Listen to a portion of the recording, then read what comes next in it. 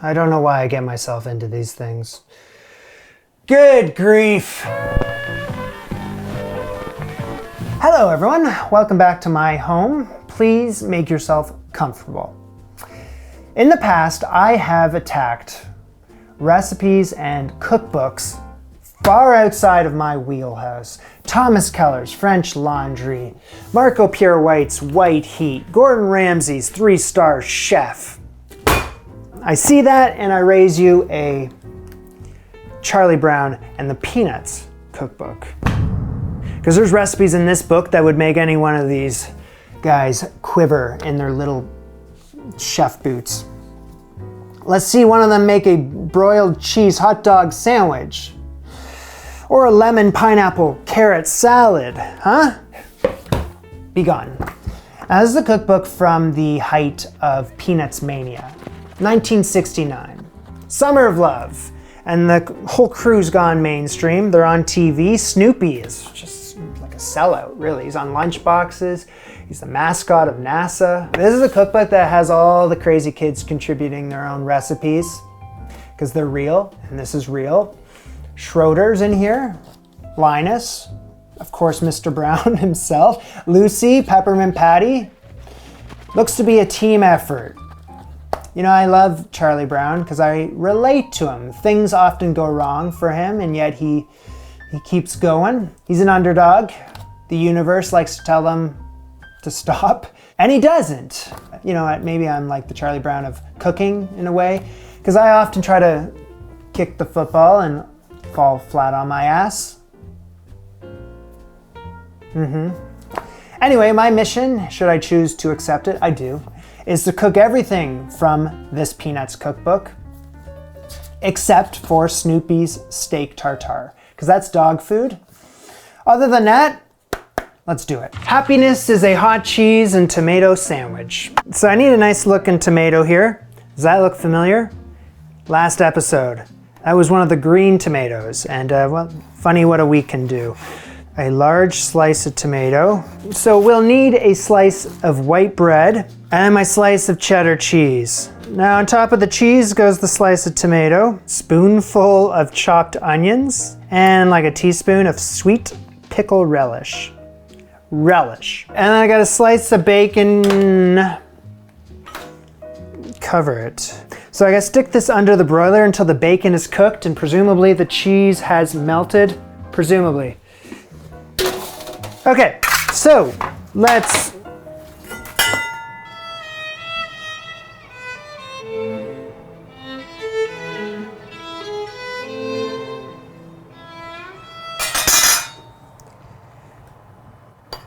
good grief.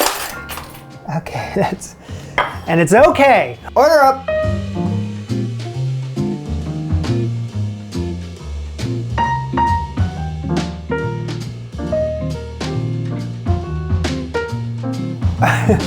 Off to a good start. That was actually, how do you say this? Phenomenal is a great word. It was very good. I enjoyed every second eating that. Didn't last long because I couldn't stop. It's like a BLT minus the L and a grilled cheese minus the top piece of bread and other stuff in there too. So it's not really like those either, but then, is that like a melt? It's like a melt. I have to rate this a 5 good griefs out of 5. That will be our rating system for today. 5 good griefs out of 5. Beethoven's green beans with bacon. For that, you will need green beans. Cut off the ends and then 1-inch diagonal pieces.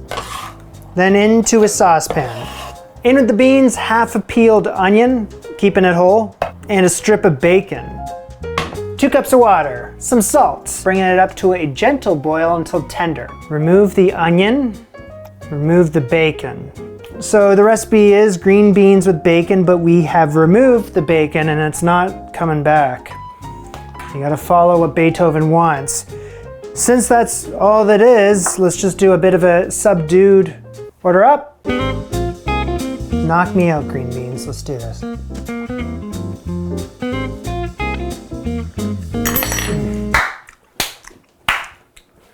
I'm kidding. It's just green beans. Making the show on a weekly basis has conditioned me to expect butter in everything. And when it's not there, my butter alarm starts going off and I start getting worried. Maybe my body is thanking me. But either way, I could use a little butter. So I'm gonna give this a, I like green beans, but the excitement level of this recipe is just not there. So I'm gonna give it a 3 good griefs out of 5. Moving on. Next up, Lucy's lemon lollipops. Making lollipops. Ayo. Okay, saucepan. I was gonna nicely mise en place everything as per usual, but then I realized that there's a hell of a lot of recipes to tackle today, and I cannot dilly-dally. In goes 2 cups of sugar, 2/3 cup of light corn syrup. This is what you do to make some lollipops Lucy style, so, and you know Lucy, she's kind of terrifying. Because I said so, that's why. Also 1 cup of water, stirring on a low heat till the sugar dissolves. So once the sugar is dissolved, I just continue to cook this on a high heat without stirring. So I just did something similar recently with the maple syrup cake. So I know I need to look for like the hardball stage, which is saying around 260 degrees Fahrenheit, until a drop of the mixture hardens in a glass of cold water. Beautiful. Ah. Whoa. All right, so lemon extract. I take 2 tablespoons into the syrup. Give it a stir if you can. What is it doing? Okay, onto my greased up cookie sheet. I add a tablespoon at a time. It says if you want to take a skewer. How do you get the skewer in there? In order to add the skewer, you have to act fast. Have I missed an opportunity to add a skewer? No. Skewer's too long. Stop saying skewer. Gotta get a skewer in there. Yeah, kind of like twist it in. See how I'm like twisting it in there?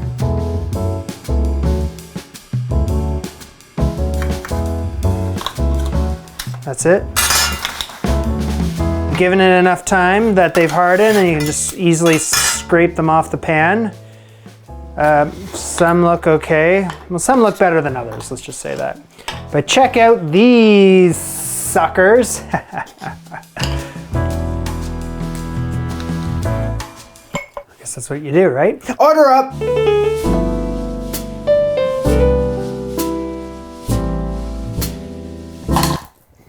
Whoops!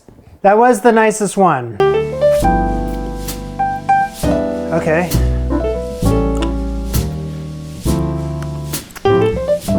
I'm not really a big lollipop person. This right here is very much a relic from the past, and I think you could probably keep it back there. You don't have to bring it up here. So Lucy's lemon lollipops here, I'm gonna give this a 2 good griefs out of 5. 1.5 good griefs out of 5. I honestly don't care about the lemon lollipop. It's not my thing. Red Baron root beer. Some root beer, some of the good stuff, and Dubs. So I got my root beer and I have maraschino cherries here. Filling the ice cube tray with root beer. Of course, spill a little, spill a lot. Can I have a clean up and aisle, idiot? Dum-dum. Don't fill them up all the way. Into each section, add a cherry. Boop, boop. Gotta freeze. This episode is sponsored by Graza. The holiday season is here, which means the annual panic. What do I get that person? Huh? Oh, that was easy. Graza is making this tough decision making a whole lot easier with their duo gift sets. It's 2 of their legendary extra virgin olive oils packaged together. They now come in 2 styles, the classic squeeze bottles and the new lavish glass bottles. Graza fills these bottles with 2 different types of olive oil. The Sizzle, it's an extra virgin cooking oil for roasting and sauteing. The Drizzle, it's a finishing oil for like salads, pasta, pizza. even apparently ice cream. So to save your brain from overthinking gift giving, this box is already ready to go. Basically, just slap a ribbon on it and cross that person off the list. Here you go. Now, if you want to check out Graza's Duo gift sets, you can get 10% off using my code, AntiChef10. It's linked in description, or you can scan the QR code right here-ish. Thank you, Graza. Back to work. Charlie Brown's Mother's Buttered Oven Potatoes.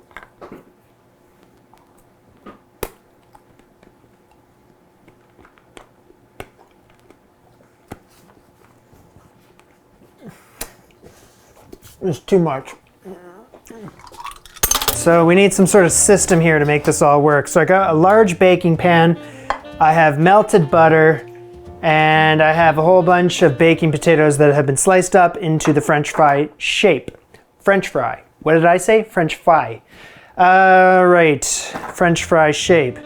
So I don't really know what you're doing, but you just have to dry the potatoes first. All right, and then your dried potatoes go into melted butter.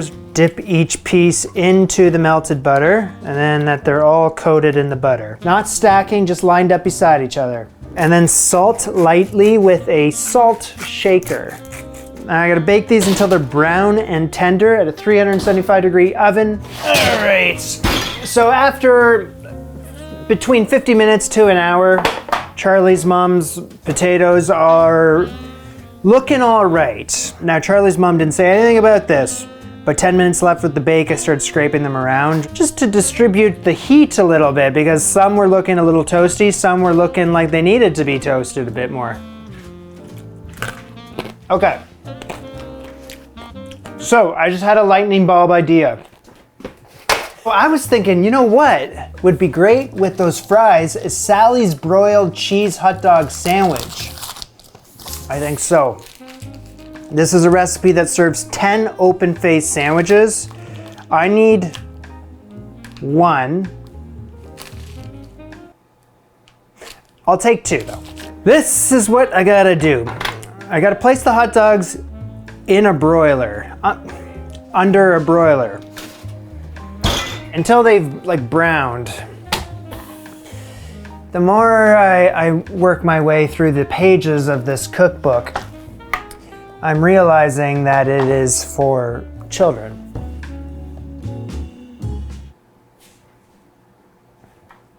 Which is interesting because I am a nearly 40-year-old man. Yes! Super serious stuff. So when the dogs are done, split them lengthwise.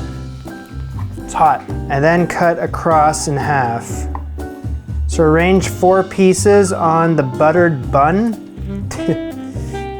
Yes, anything you say, Sally.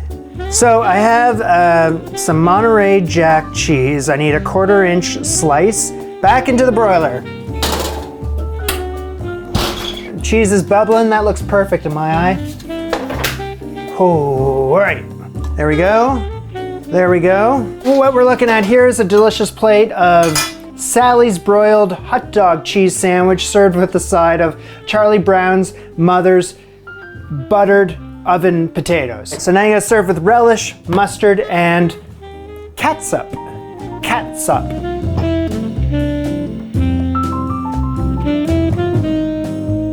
And that's what we got. A meal fit for a 12-year-old. Order up!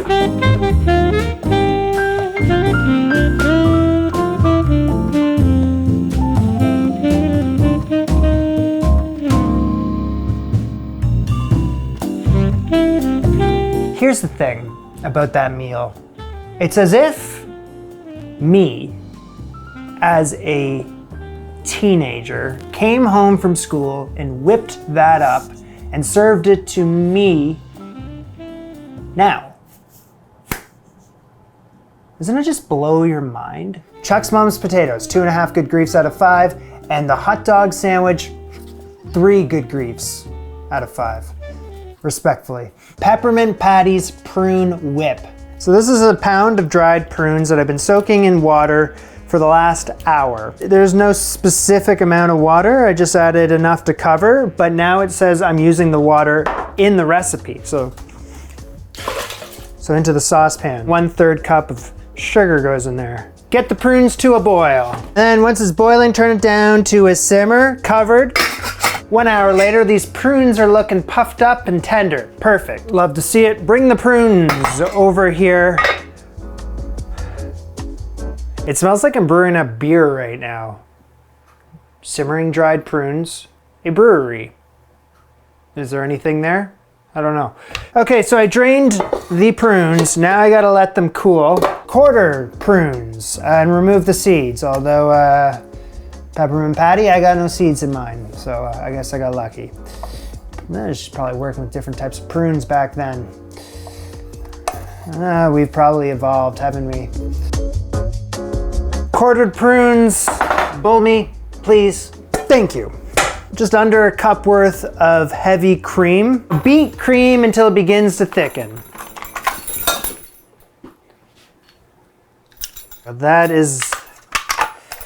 That's a new one.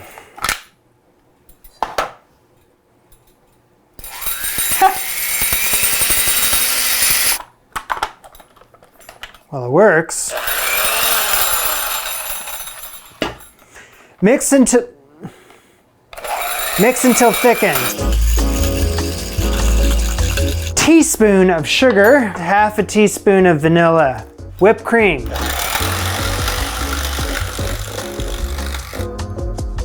I did chill the prunes, I should mention that, but I add half of them in, and then you fold.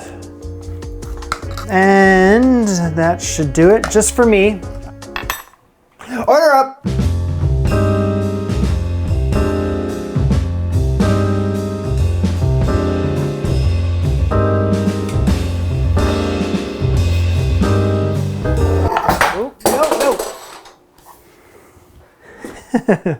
Oh dear.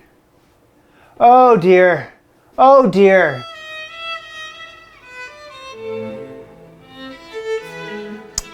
Eesh. That sucks. Good thing I made extra. Okay, so where were we?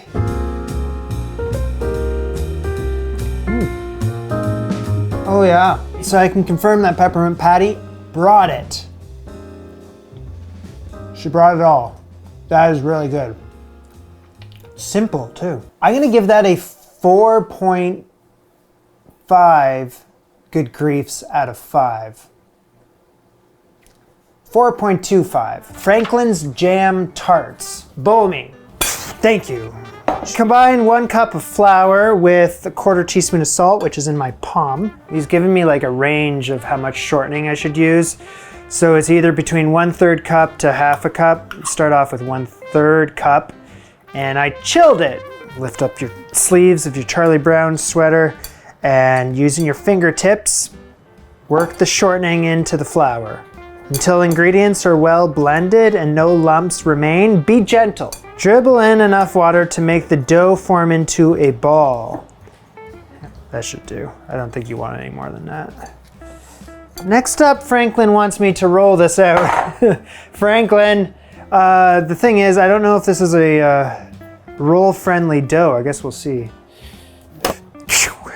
Franklin wants me to roll this out 1/8 inch thick, which is thin.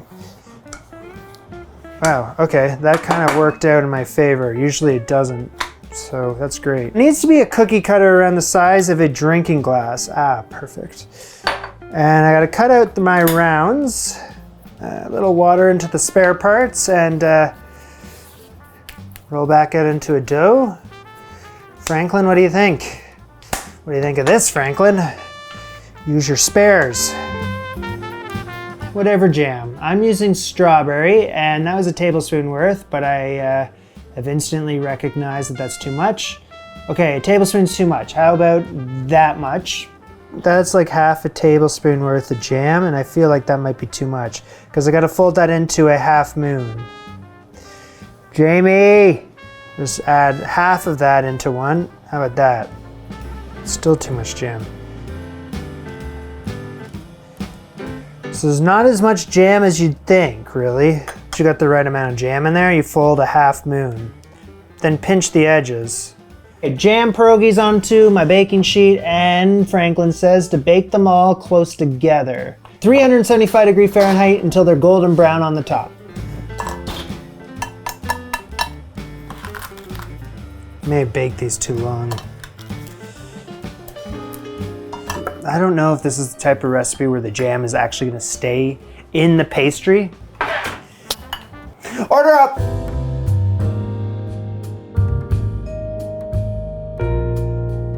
Half moon split in two.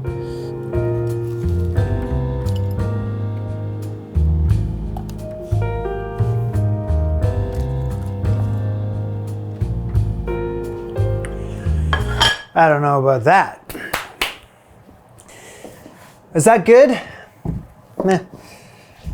Not really. Not my cup of tea, I don't think. It's just like a shortbread pastry. It's supposed to be easy to make, but this reminds me of something I made in high school. Home economics class. I was assigned some sort of pastry like that. Just a few ingredients. Probably was using a jam like that too, and similar results. Maybe better. When it's all said and done here, I think I'm gonna give Franklin's jam tarts, it's gotta be a low score. 1.5 good griefs out of 5. I feel like that's something you could have done in an easy bake oven. Lucy's applesauce pie. The return of Lucy. I haven't seen her since the lollipops. Let's see what goes on with this pie.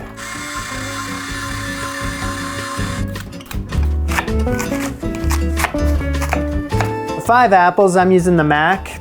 Peel them, core and slice. My sliced apples in a saucier. A half a cup of sugar, 1/4 cup of water, and half a teaspoon of cinnamon, dash of salt. Cover it up, cook and stir until extra water is gone. Extra water is incredibly vague. Do you mean the 1/4 cup I just added? Or is it the water coming out of the apples also that's included in the extra water? Lucy? Whoa! After 13 minutes, there's no more extra water in here and the apples mash themselves. Look at that. I'll just go in there with the fine-tooth comb to make sure there's any more lumps, but other than that, you did great. You essentially turned yourself into applesauce. Pour the apples into a glass pie dish. 6 tablespoons of softened butter, 1 cup of all-purpose flour, which I'm hoping is that. Close enough. Dash of cinnamon, half a cup of brown sugar. So I'm blending together with my fingertips. What are you making, like a crumble of some sort, like a apple sauce crumble, more than an apple pie. Sprinkle and cover the applesauce. This is gonna be quote unquote the top pie crust. All right, so the oven's set to 375°F. I gotta bake this until the top is brown and crusty. Good luck. And there it is. Order up.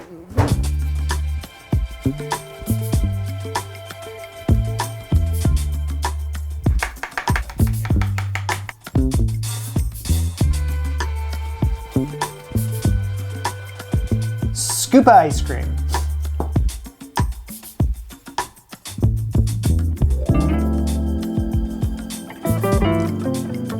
Oh. Give it up for Lucy.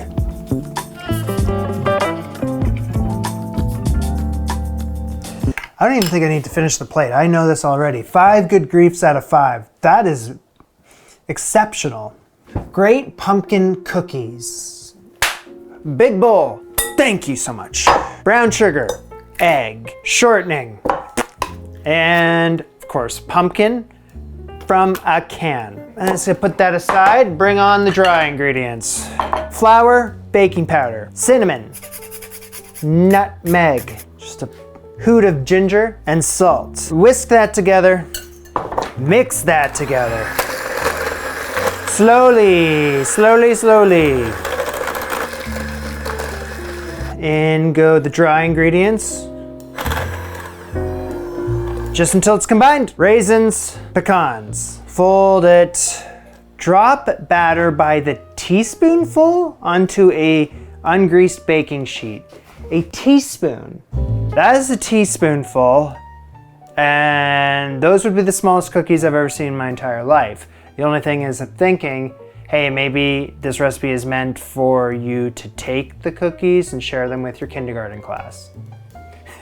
That's a possibility. So I did 15 cookies, playing by the rules. Now I think it's time to break those rules, because I need some big boy cookies. So I don't think these cookies are gonna spread all that much, hopefully. I'm banking on that. So I'm gonna proceed with caution. I got all my little ones to share with the class, and then I got the big boy ones for party time afterward. I have the oven set to 400 degrees Fahrenheit, and I'm gonna bake the small ones, I think, for like 10 minutes, and then the bigger ones for like more than that. Good luck.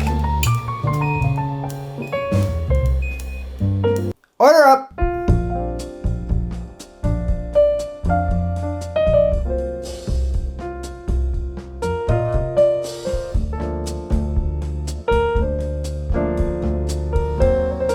They're very soft, cakey. It's like pumpkin cake, but like as a cookie, like a biscuit or something. I think I put too many raisins and nuts in here.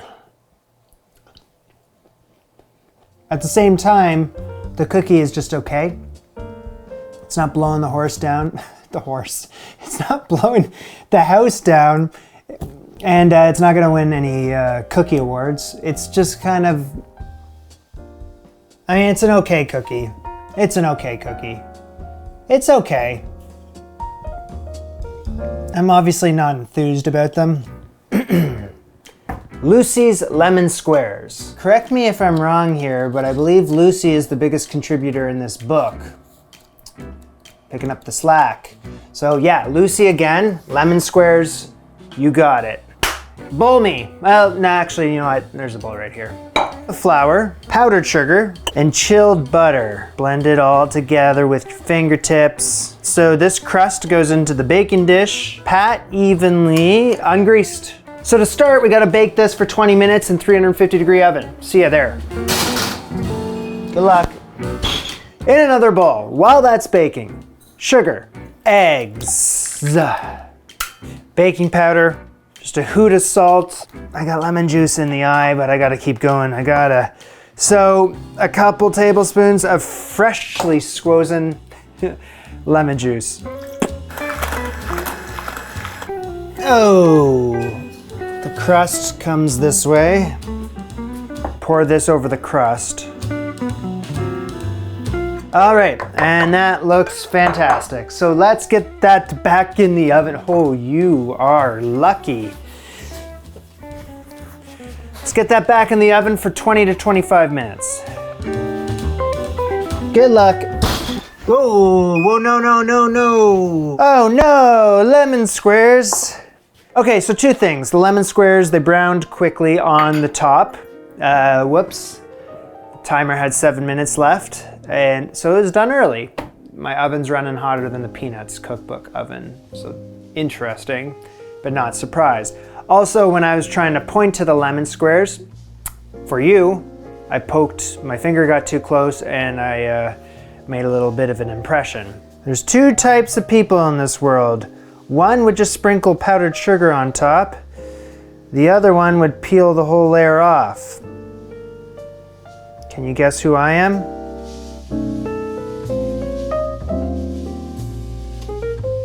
I now instantly regret doing what I did, peeling off that skin, because it just looks rough around the edges. It's a fixer-upper.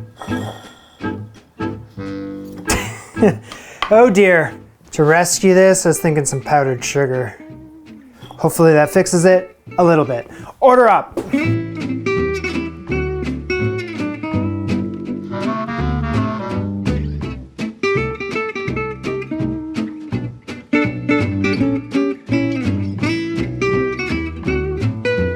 That one checks out. It's very good. Just a small square though, because it is sweet to the max and sour. Very sweet. maximum sweet. The lemon filling part of it is just so candy-like. It's like it's like a kid's dessert. It's exactly what it tastes like. I'll feel comfortable with a 3.5 GGs out of 5. Moving right along to peanuts, peanut brittle. Sugar, water, corn syrup. We're mucking about with sugar syrup again. So I'm looking for the hard crack stage with that syrup. It needs to hit 300 degrees Fahrenheit. Once it does, I gotta move fast. So you gotta prepare. 2.5 cups of peanuts on a buttered baking sheet. Okay, no time to talk.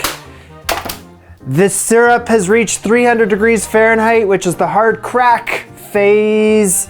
And I need to add in a 1/4 teaspoon of baking powder, ASAP, as well as a teaspoon of butter, ASAP. Stir it in with the 1/4 teaspoon thing, because it's the only thing in your hand. Okay, this is like hotter than hell. So pour evenly and not too thick over the peanuts. So once the peanut brittle has hardened, I need to break this into smaller pieces using a wooden spoon. But at the same time, I was also thinking, why don't I do this?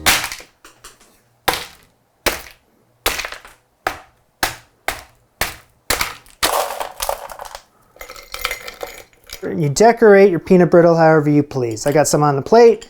I also have some in the jar that was holding the minced meat from last week's episode. Order up!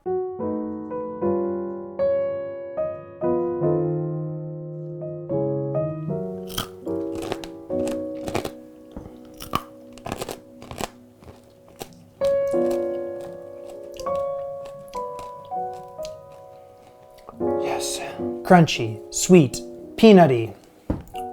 This is the recipe that I would expect to find in a peanuts cookbook. Not just because of the peanuts, but because of the, because of the peanuts. It's got an old-fashioned, fits the mood of what we're doing here kind of thing. It's good. It's just a snack, though. It's just a snack. 4.5, good griefs. 4.25, hovering around that area. Oh.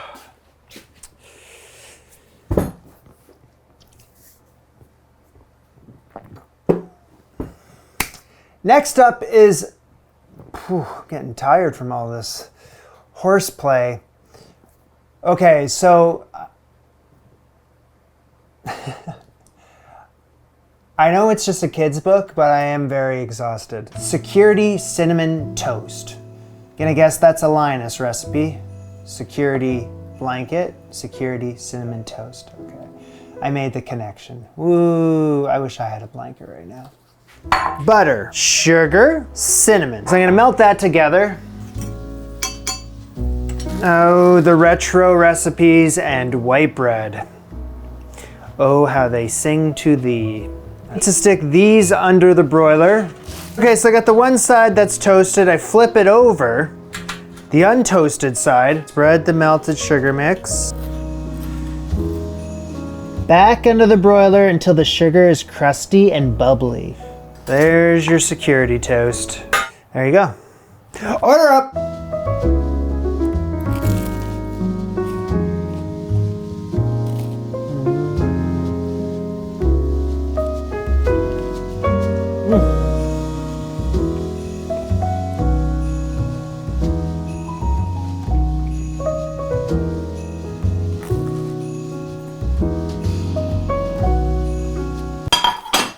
Well, I feel secure.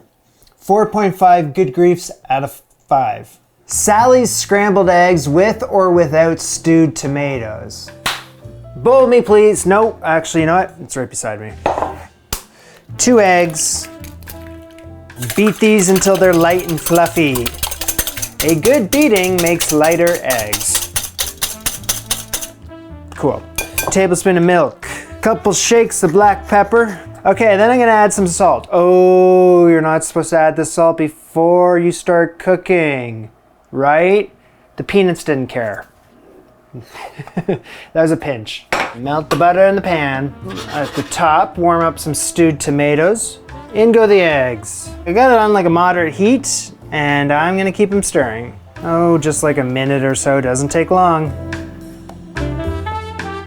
And we top with some hot stewed tomatoes. I like that. Order up. Okay, it looks rather sad. I think maybe a black plate. Okay, maybe a black plate will help. This is what the recipe told me to do with this eggs, okay? I was just following the recipe. This is what it said. That definitely tasted and had the vibe of a scrambled egg recipe from 1969. Stewed tomatoes were a nice touch. What do you rate something that you don't really have an opinion on?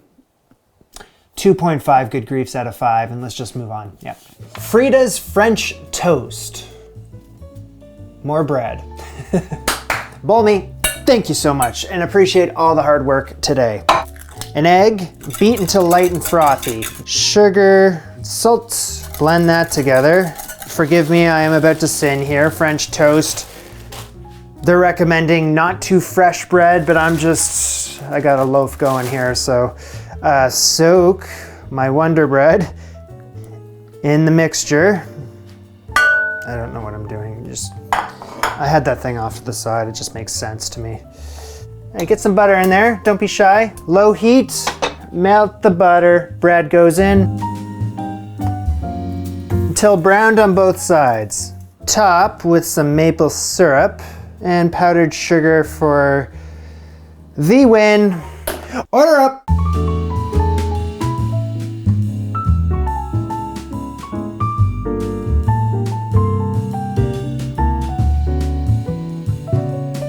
The peanuts had quite the sweet tooth, didn't they? French toast, just like that, like identical to that, was the first thing I ever figured out how to make in my life. And, well, still got it. Still good. It's just, no notes. Sometimes that's all you need. On top of everything else that I've eaten today. 5 good griefs out of 5 for the nostalgia. Schroeder's chocolate sauce. Finally, Schroeder, where have you been? Cookbook says 2 squares of unsweetened chocolate. I had to look that up because I was like, okay, that's probably changed nowadays. It's 2 ounces.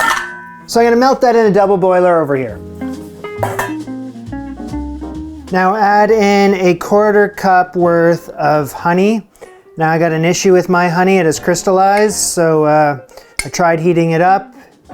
It's still crystallized, it will be fine, just keep going. 1 cup of evaporated milk, vanilla. Come together, come together. Chocolate isn't cooperating just yet. I'm gonna heat this back up on the double boiler. Just to see what happens, I'm gonna try an immersion blender.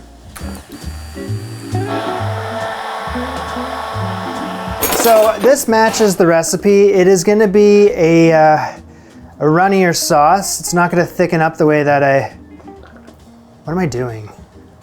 Slow it down, slow it down. It's not gonna thicken like a chocolate ganache and get glossy or anything like that. It's supposed to be like this, I believe.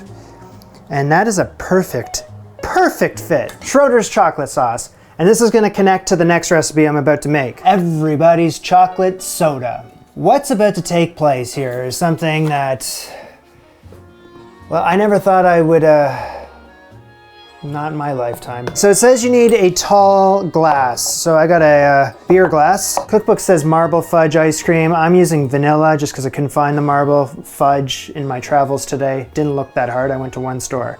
Anyway, vanilla ice cream. 1 scoop. Better make it a scoop and a half. I need 2 to 3 tablespoons of Schroeder's chocolate sauce. 1, 2, 3, a little for good luck. And either club soda or Coca-Cola. I feel like I'm at one of those mom and pop shops from the 50s. And why did I do that? You want soda pop? Fill to 1 inch from the top. Seen better pours. Give that a good healthy stir. Can I fit the rest in? Come on, yeah. Add 1 final scoop of ice cream. All right, order up.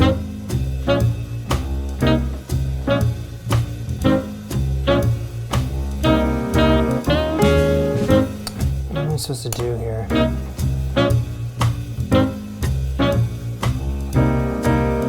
What a way to almost cap off the day. Almost. We still have more.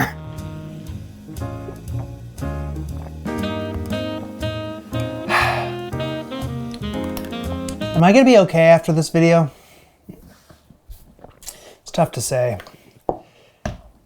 Going out in a blaze of glory. What's not to like about that? Just the calories. Wonder what my calorie count is up to today. Can't be good. It can't be good.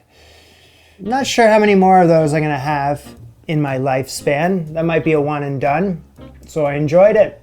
Made it count. I'll give it 4 good griefs out of 5. I think I just need a salad at this point. I got you covered, bro. Linus's lemon pineapple carrot salad. Starting off with 1 package of lemon flavored gelatin. How about that? I think that will work. I only need half the package, plus a little for good luck. Half a cup of boiling water and pour over the gelatin. Jello. Stir until the gelatin has dissolved. Then I'm gonna add in just a little bit of cold water. This is crushed pineapple. Yay! 1 finely grated carrot. Now, I think it was a bigger carrot, so I'm not gonna use all of it. How about use your judgment? How about that? Vintage Jello molds and pour this. I'm gonna set these in the fridge until they've firmed. Retro is about to be turned up. A bed of lettuce. Into some warm water. Let's go here. Let's go here. It's been a long one.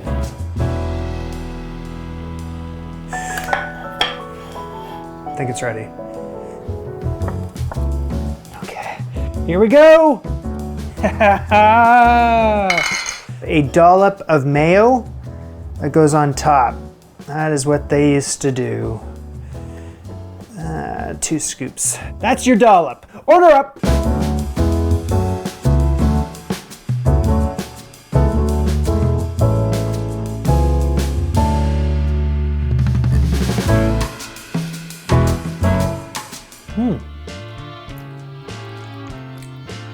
Yeah.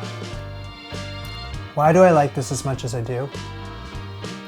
Okay, so let me break this down for you, because I enjoyed all of it. Not 1 piece that I didn't enjoy. Well, I didn't eat the lettuce. I don't know if I'm just very tired and delirious right now, but that was banging. 4.5 good griefs out of 5. I don't know. And put a little of that extra Jello on your lettuce, and eat the lettuce too. It is a salad.